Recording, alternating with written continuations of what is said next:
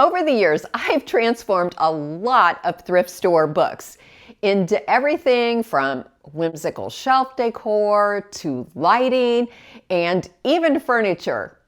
And so today I'm sharing 10 really unexpected and creative book flips. A few of them don't even look like books when I'm finished with them. Let's start with some really unexpected ideas for old books. This project has to be one of my favorites because it combines two things that I love, books and birdhouses.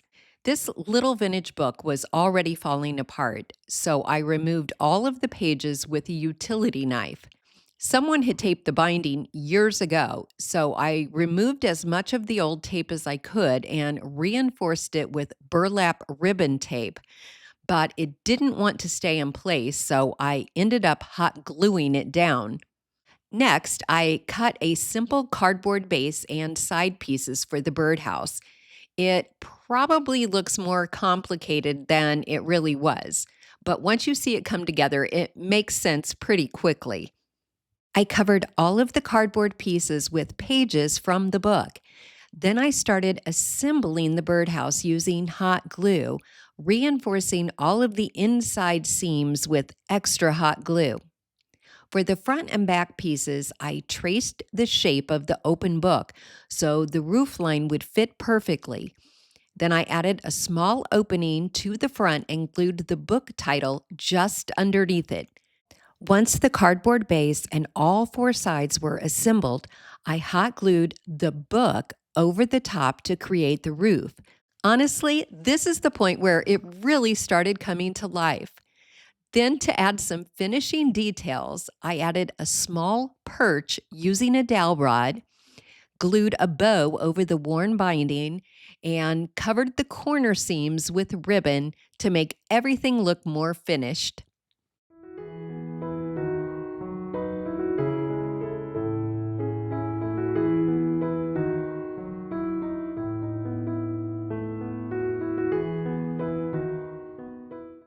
For this next project, choose a hardback book with a colorful cover. I picked a blue one to coordinate with the bird images that I wanted to use inside. I snapped a few photos of pages from a vintage bird book that I own and printed those images onto regular copy paper. Then I opened the book to the center and glued the images onto the pages. Next, I clamped the book open and used a utility knife to slowly cut a recessed opening into the middle of the pages. I just kept removing thin layers of paper until I had a nice sized hole. Once I was happy with the depth, I glued the inside edges together to hold all of the pages in place. Then, to create a nest, I cut some of the leftover paper scraps into tiny strips and glued them into the opening. There were a lot of little strips of paper to keep contained, so in addition to hot glue, I also used Elmer's glue and spray adhesive. Then, to mimic the nest in the illustration, I added a little Spanish moss, a few blue bird eggs, and some faux vine tucked into the crease of the book. I think this turned out so whimsical and unexpected.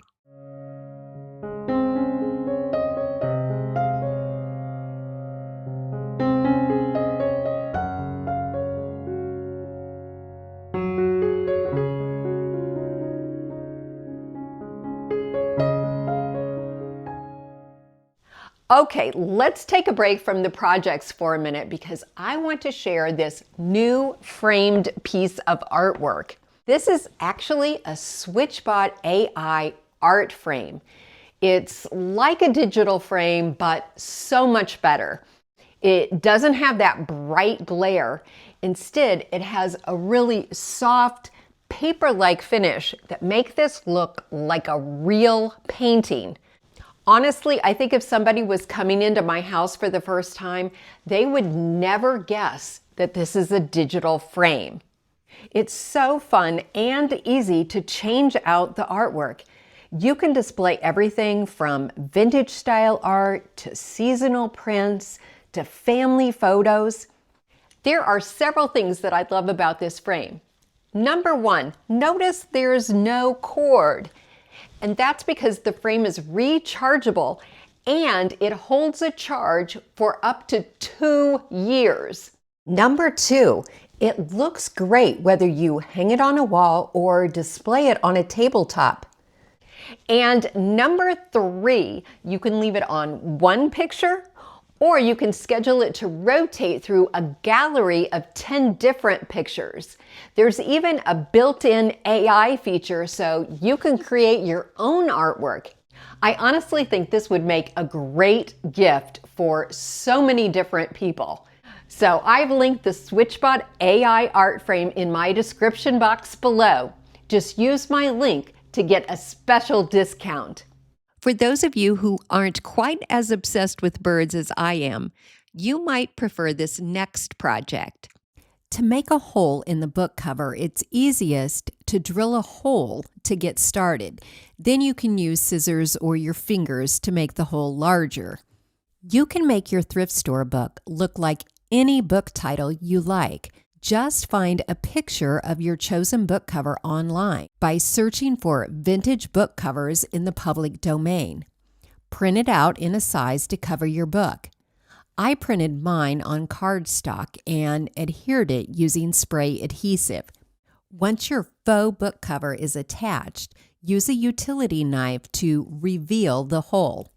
Based on the book cover I chose, you might have guessed that instead of a bird, this time I'm using a small plastic mouse. And because it's so small, it was very easy to hot glue it into the opening without having to cut away additional parts of the book. I decided to distress the edges of the book cover with a sanding block to give it a slightly aged appearance.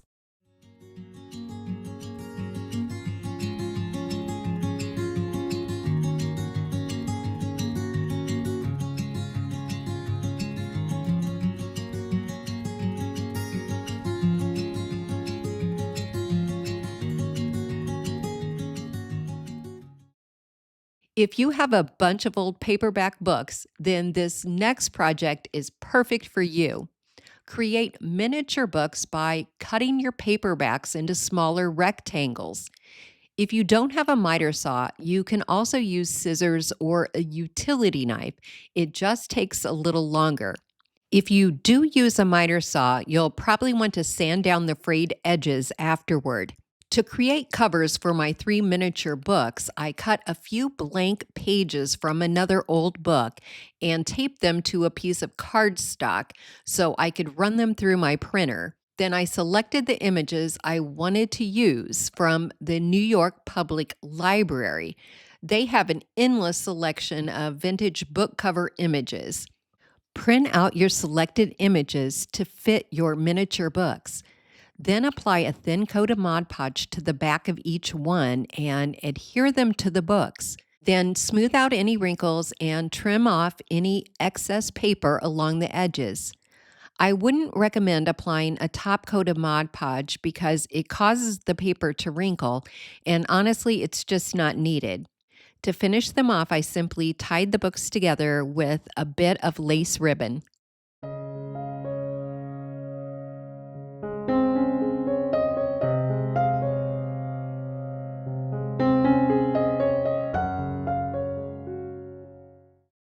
A fun way to decorate shelves is to turn ordinary books into unexpected pieces of decor. For this project, you'll need several hardback books. Use a little goof off on a rag to remove the titles. Then use a graphic design app like Canva to create custom book spines using street names where that person has lived. Have fun with the colors and fonts, and then print them out on regular copy paper. Cut them to an appropriate size, then to attach them, brush Mod Podge on the back of the paper and on the spine of the book. Then smooth the paper into place, pressing out any wrinkles.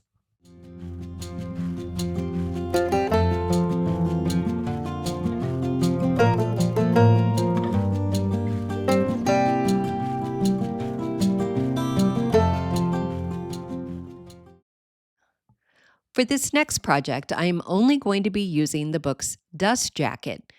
I found a narrow cardboard box that I wasn't using and reinforced the bottom with a couple strips of duct tape. Then I cut the sides at an angle like those desk magazine organizers. Next, I applied a good amount of glue stick to the back of the book cover and tried to line up the spine with the end of the cardboard box. Then I wrapped the cover around both sides of the box, smoothing out wrinkles and adding more glue stick as needed. I'm a little disappointed that I didn't get the cover on quite as straight as I wanted, but honestly, this makes such a great hiding spot for appliance manuals and flimsy paperback cookbooks.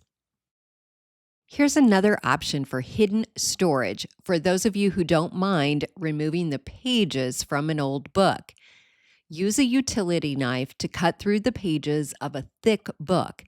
Since you can only remove a few pages at a time, this will take a little while. Then use scissors to trim away the paper still attached to the binding and follow that with a sanding block to smooth down the rough edges. Next, use a cardboard box about the same depth as your book. Cut it into the shape of a magazine organizer. Then, cut a strip of paper from one of the book pages and use glue stick to adhere it to the front and bottom of your cardboard box. Then use a good amount of hot glue along the sides of the box to attach it to both the front and back covers of the book. Even though I used a flimsy cracker box for this project, the hardcover book makes the organizer surprisingly sturdy.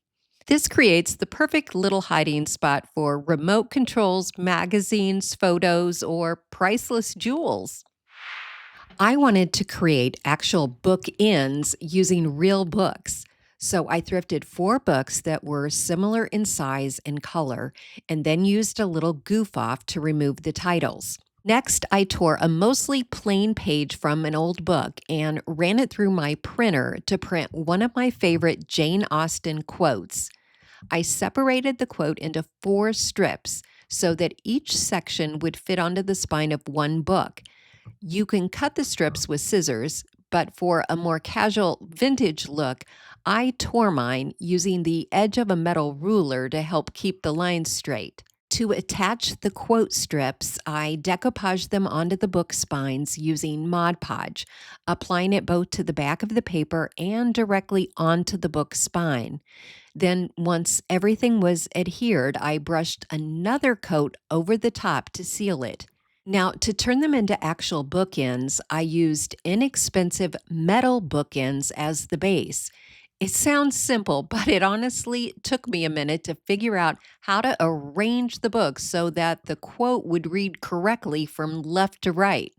I attached an upright book first by hot gluing the metal bookend inside the back cover. I repeated the same process with the horizontal book, tracing the bookend placement inside the back cover before gluing it down. To make everything more secure, I added extra hot glue where the 2 books met, and also inside the front cover of the upright book to help hold it closed.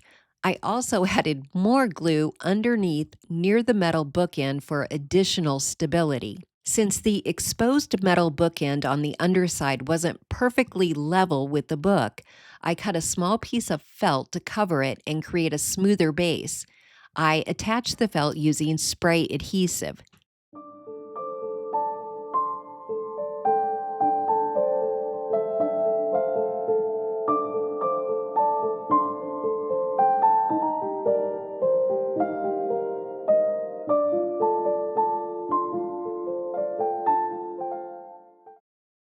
For this project, I chose 5 books in colors that coordinated with this painting of a young girl reading.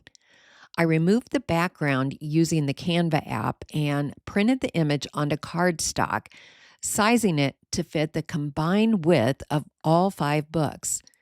Before attaching the picture, I wanted to remove the titles from the book spines. I found that Goof Off works really well for this, although this time it did remove a little of the book color too, which I actually didn't mind because it just made the books look more aged. I wrapped a rubber band around the books to hold them tightly together. Then I applied a generous amount of Mod Podge to the book spines and to the back of the paper. I lined the image up with the bottom edge of the spines, pressed it into place, and then rolled over it with a brayer to make sure everything adhered well. Once the Mod Podge was fully dry, I lined up a metal ruler with the edge of the book spines and used a sharp utility knife to trim the paper.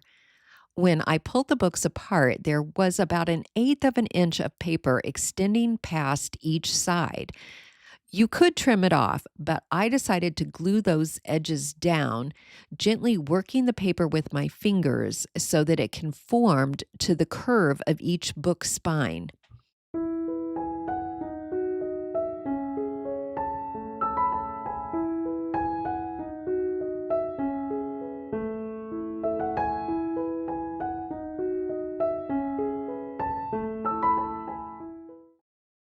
Most of us have seen lots of ideas for turning old books into shelf decor, but this one is a little different.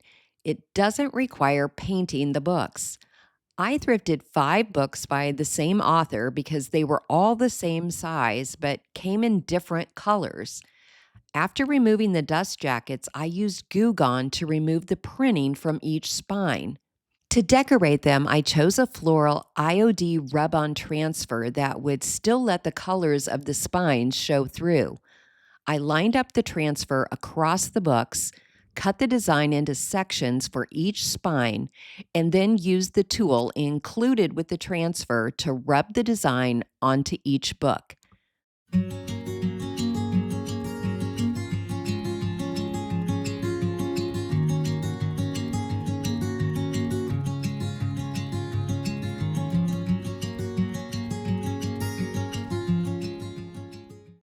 If you're looking for some creative light fixtures, you might like these next ideas. For this next project, I disassembled a thrift store wall sconce. And like with most lamps, there's a nut at the base that holds everything together. I wasn't completely sure this idea would work, but I wanted to attach the light fixture to the front of an old dictionary. I opened the book to the center and laid it face down with half the pages spread out on each side. Then I chose a drill bit the same size as the sconce arm and drilled a hole through the center of the spine, making sure it came through the middle of the pages on the back side too. I ran the cord through the hole, and then I tore out several pages from the center of the book to make room for the nut that would hold everything in place. I didn't want to use the large metal wall plaque or the wood round, just the decorative metal washer. So on the front side of the spine, I hot glued the washer to the book, then pushed the sconce arm through the washer and the drilled hole until the threaded end came through the back of the book.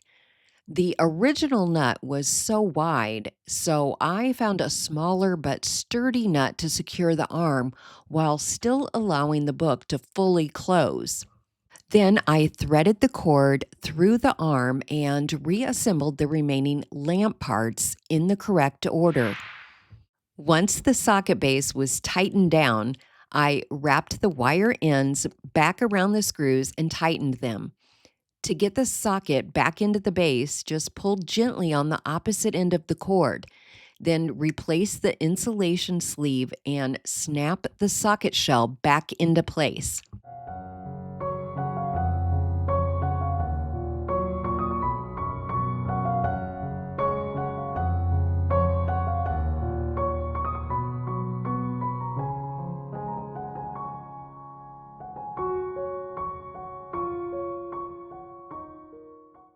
Here's an even easier book lamp idea. Start by disassembling a small thrift store lamp. All you really need is the socket, the cord, and the center metal rod. You could buy a lamp kit, but using a thrifted lamp is usually cheaper. Create a small stack of books that matches the height of the metal rod. Then find a drill bit that's the same size or slightly larger than the rod and drill a hole all the way through your top book. I like to clamp the book shut first so that the hole stays as straight as possible. The hole will be slightly raised, so level it off with a utility knife so that when the books are stacked, they will lie flat on top of each other. Next, line the top book up over your second book and push a pencil through the drilled hole to mark the placement. Drill a hole through the second book in that spot. Then repeat the process until every book has a centered hole. My metal rod was pretty short, so I only needed 3 books. Push the metal rod through the stack of books, leaving about a 1/4 inch sticking out the bottom.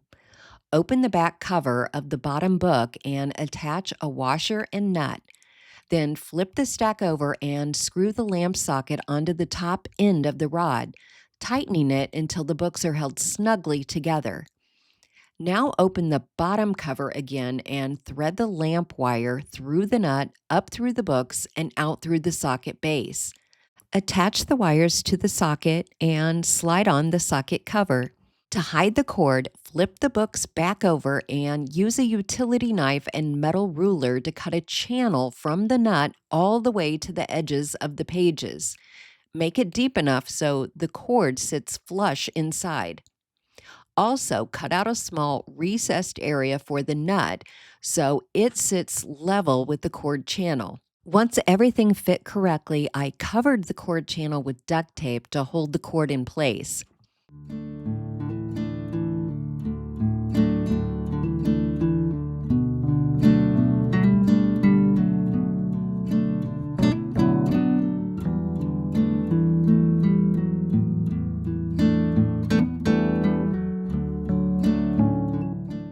Now let's make a full-size book lamp.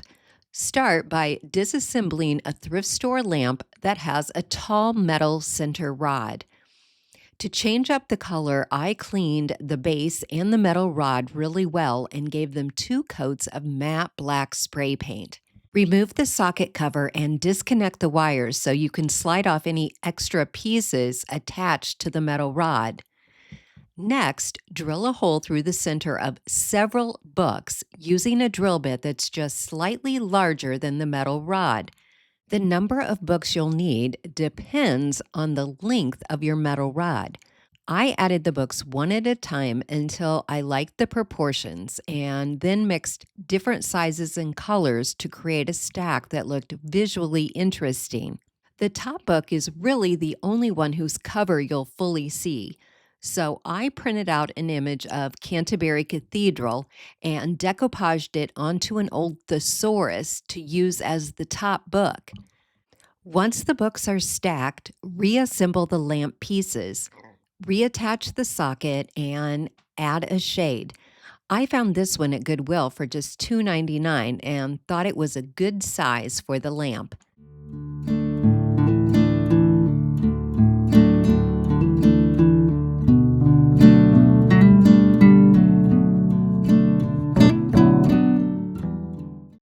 Books can also be used to create unique furniture pieces.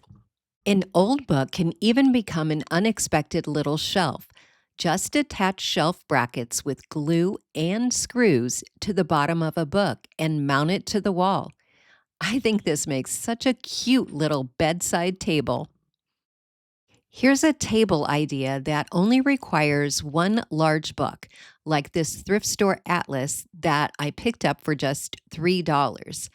I'm going to pair it with this flimsy end table that I also thrifted for $3. After removing the original tabletop, which was actually just a picture frame, I realized the table apron was just too small for the oversized atlas. So instead, I decided to reuse only the legs and build a larger apron for the book to sit on. I measured the atlas and cut 4 pieces of scrap wood, slightly smaller than the book, to create a simple box. After assembling it with wood glue, I attached it to the underside of the atlas with super glue. I weighed it down with a stack of books and let it dry overnight. The next day, I attached the legs with wood screws, countersinking the screws so I could fill and sand them smooth before painting. I gave the table 2 coats of blue chalk paint to coordinate with the atlas. Then I lightly distressed it with sandpaper and finished it off with antiquing wax to deepen the color and protect the paint. To make the piece even more interesting, I stacked a few more large books on top of the atlas and wrapped an old belt around them for a layered, collected look. This last project is for people who have a lot of extra books. I removed the damaged base from an old thrift store coffee tabletop and replaced it with stacks of vintage books. After a lot of rearranging, I finally got 6 piles that were all the exact same height. Then I cleaned up the wood top with some orange glow furniture polish, which helped to conceal a lot of the scratches.